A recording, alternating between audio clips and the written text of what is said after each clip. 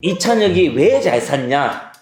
2편 자금 투입입니다. 얼마 주고 샀을까요? 홍대에 있는 건물을 47억 5천을 주고 사신 건 다 아시잖아요, 그죠? 제가 생각하는 가장 최고의 투자는 자기 돈을 적게 놓고 수익을 최대한 받을 수 있는 그런 투자가 최적의 투자라고 생각을 합니다. 최소 비용으로 최고의 효율을 찾아서 투자하는 게 가장 투자의 베스트입니다. 이건 기본이거든요. 등기사항 전부 명령서라고 하십니까? 옛날에는 등기부 등본이라고 얘기했잖아요. 저도 이제 예전부터 중개를 했기 때문에 제 입에 발려있는 단어는 등기부 등본입니다. 등기부 등본이 명칭이 바뀌어가지고 지금은 등기사항 전부 증명서라는 명칭으로 이제 얘기를 하고 있는데요. 제가 편하게 좀 얘기하겠습니다. 등기부 등본을 보시면은 뭐 표제부, 갑구, 을구 이런 내용이 있는데 나중에 제가 별도의 영상을 준비해서 등기부 등본을 보는 법을 또 말씀을 드리고 저번 시간에 얘기 드렸던 건축물 대장을 보는 법도 제가 준비해서 말씀을 드릴게요. 그럼 오늘은 이찬혁 씨의 투자에 대해서 조금 더 디테일하게 보면 을구로 넘어갈게요. 을구는 소유권 이외의 권리에 관한 사항을 기재한 란이라고 생각하시면 됩니다. 보통 저당권, 전세권, 지상권 뭐 이런 어떤 내용들이 많이 들어가 있고요. 보시면은 근저당권 설정해서 전 매도자가 은행에 대출이 있었을 거 아니에요. 그 대출을 보통 다 상환하고 매수자가 대출을 일으키면서 새롭게 근저당권을 설정을 하게 돼 있는 게 통상적인 형태인데 이 건 같은 경우는 기존의 매도자가 대출 받았던 것을 이찬혁 씨가 승계를 했어요. 보통 이런 경우에는 매도자가 이 대출을 갚으면 중도 상환 수수료를 내야 돼. 이 중도 상환 수수료 내기 싫으니까 내 건 네가 승계해가 라고 말씀하시는 매도자분이 있는데 이 경우도 그런 경우인지 모르겠습니다. 어쨌든 저는 등기부 등본만 봤을 때는 기존 매도자가 대출 받았던 금액을 승계했어요. 채권 최고액이 20억 4천이 설정되어 있습니다. 그러면 실채무액은 17억입니다. 그리고 밑에 내려가 보시면은 추가로 20년 9월 달에 21억 6천이 채권 최고 설정이 돼 있어요. 여러분 계산하시면 18억 나옵니다. 그럼 승계받은 돈 17억, 자기가 추가로 설정한 채무액이 18억, 합치면 70... 더하기도 못하는구나. 합치면 35억입니다. 그래서 은행 빚이 35억이란 얘기예요. 그럼 이 건물에 보증금이 있을 거 아니에요. 전체 건물 다 합쳐가지고 1억 7천입니다. 자, 계산 한번 해볼까요? 자, 47억 5천에 매입을 하셨잖아요.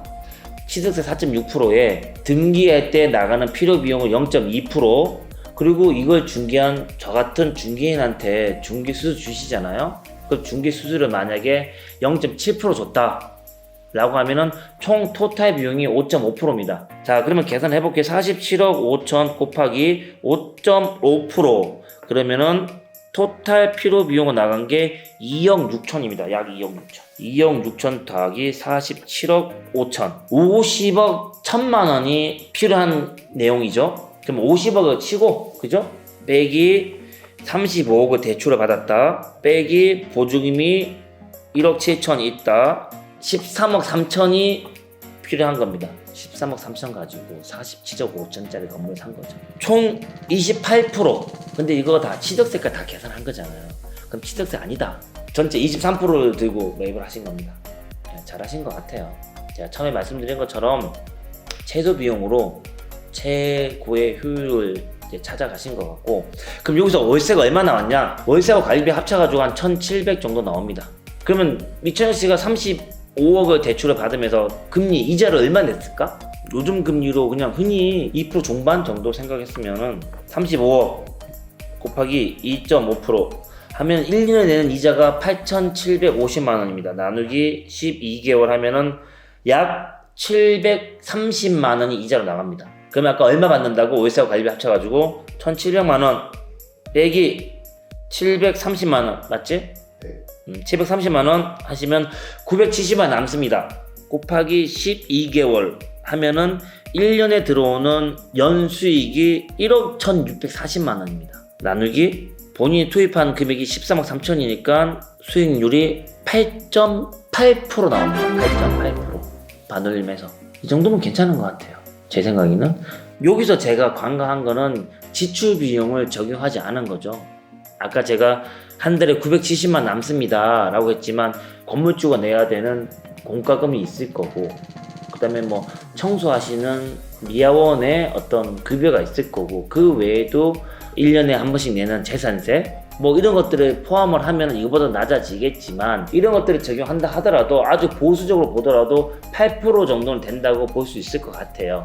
또 나중에 뭐 5년 또는 뭐 10년 후에 또 파시면 양도 차익도 볼 수 있는 거잖아요.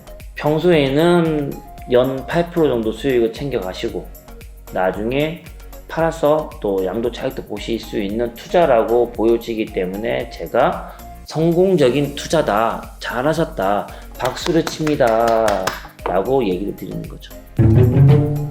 오늘까지 여러분의 사랑을 받고 자라는 뭔가 특별히 마지막 인사를 좀 하고 싶은 게 있었어요. 근데 멘트가 좀 생각을 했었는데 어제 잠을 좀 설치면서 까먹었어요.